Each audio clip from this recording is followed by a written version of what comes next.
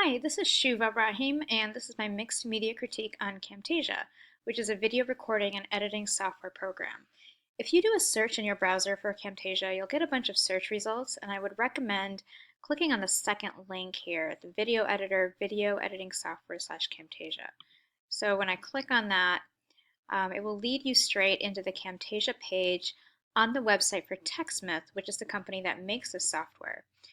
I do encourage anyone interested to download the 30-day trial, which is actually what I'm using on my Mac. But Camtasia has several different functions. You can do screencasts, which is great if you're doing a software demonstration on your computer. Then you can convert those screencasts into videos. And you can also import previously created audio or video files or photos and enhance them by adding transitions, effects, annotations, or voice narration. So I'm going to go ahead and open up Camtasia. And when you have this program open for the first time, what you'll see is a few different things on the interface. It might look more like a movie making software, and so the first part you want to be mindful of is this bottom part, which is the timeline. And that's where you can edit your photos or video clips. The second part is this tools panel, and that's where you store your media. And it's also where you find the accessories of this program, such as the shapes, transitions, and annotations, which we'll talk about later. Then the third part is this canvas area, which is where you can preview your project as it's being created.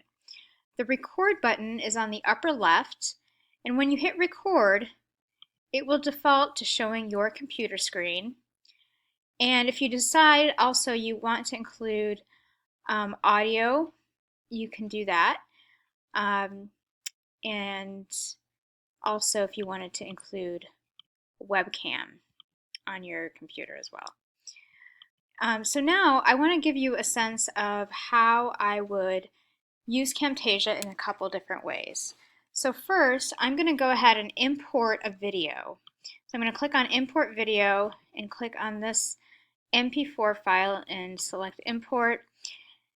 And then what I'm doing now is I'm going to just take this video file and then drag it into the timeline. Right, just like that.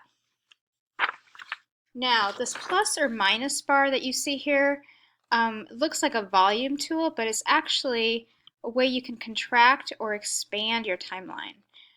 So I can stretch the footage to see see kind of the details of it. And then if I want to cut something out, so say for example this first frame here is several seconds long and I want to cut it out so it isn't so long, what I'm going to do is then take this red mark right here and then just stretch it until maybe right about there, and then hit delete. And then I can take the rest of it and just join it together and then bring this back to where it was. And then I don't want to hit the green bar. But anyway, that's basically called trimming or cutting, and that's really easy to do with all your media. So if I just play it,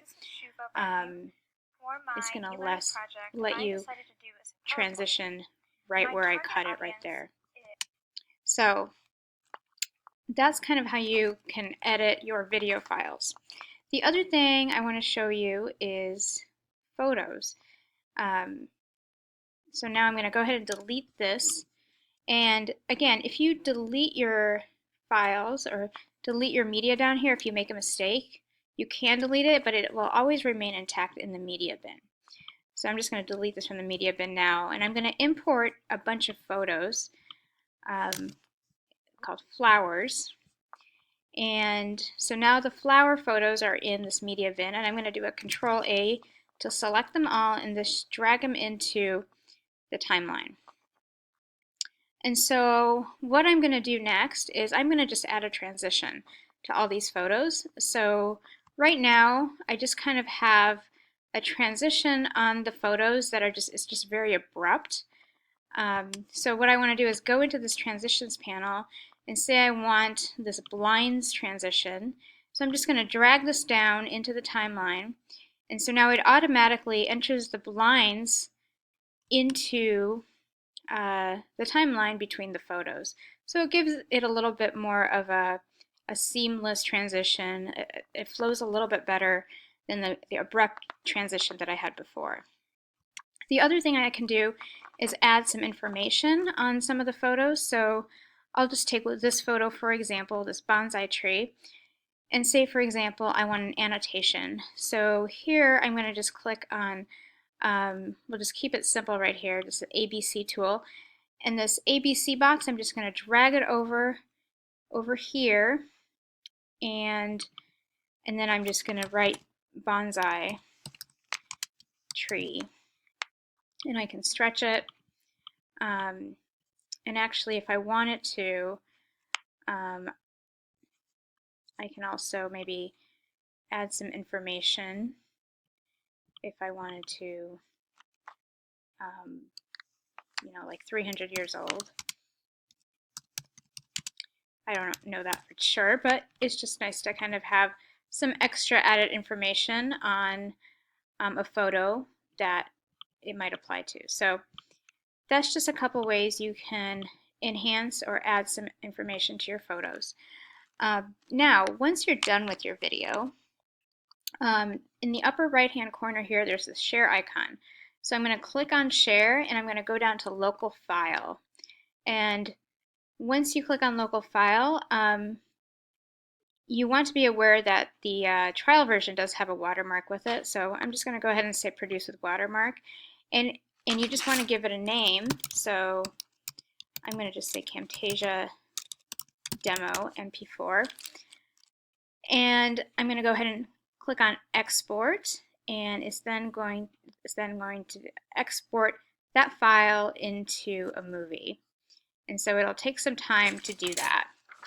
And so as it's doing that, I just want to mention that I feel like Camtasia is a good program because of the intricacies. I don't think it's necessarily super easy, but there is a bit of a learning curve if you've never worked with video software before. However, with practice, I think anyone can get the hang of it and use it effectively. So just be mindful of that. There is a lot of stuff that you can do with this, but I know if you're used to using a particular software, you might only use a certain percentage of it as opposed to every single component that it has to offer.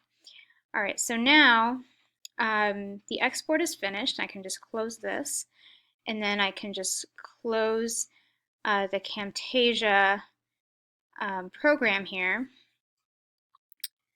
And we'll just go ahead and save it, and I'll just also save it in documents as well. All right, so next I'm going to go back here.